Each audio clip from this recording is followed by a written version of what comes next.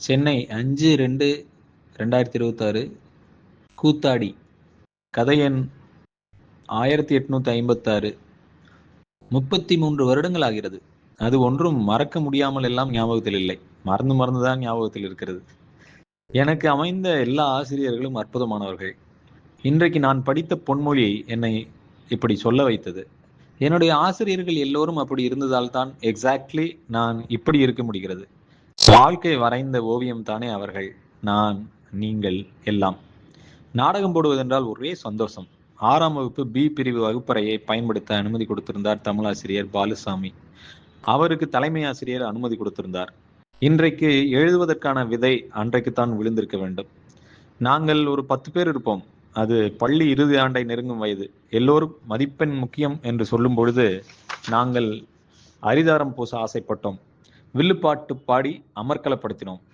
Chart paper வாங்க பல்லடம் வரை பஸ்ஸில் போய் வந்தது.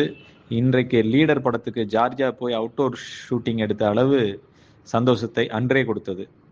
அட்டையை வெட்டி மகுடம் தயாரித்து அணிந்து பார்த்த பொழுது ராஜா ஆகிய ஒரு ஃபீலிங். கூத்தாடி பசங்களா, உருப்பிடுவீங்களாடா. திடீரென கதவு திறந்து உள்ளே வந்து 4-5 பேர்களுக்கு பிறம்படி கொடுத்த ஆசிரியர் சி ரவி அவமானப்படுத்த சொல்லப்பட்ட அந்த வரிகளை சீரியஸாக எடுத்துக்கொள்ள வேண்டியதில்லை. அவர்கள் திட்டும் பொழுது நம்மை திட்டி கூறும் சொற்கள் நம்மை குறிப்பதல்ல, திட்டுபவர்களைத்தான் குறிக்கிறது. அப்பா, இதுவரைக்கும் கதை நீட்டா வந்துச்சு, இப்போ உல்ட்டா அடிக்குது. நீங்க சி ரவி சாரை கூத்தாடி என்று சொல்றீங்களா? அவர் டீச்சர் தானே என்றால் மின்னலை.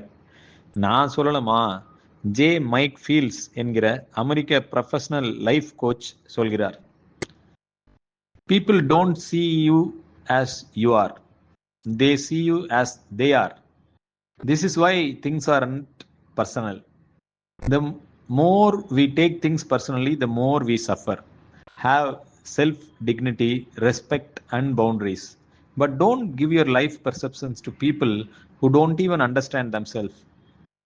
Focus on you. J. Mike Fields.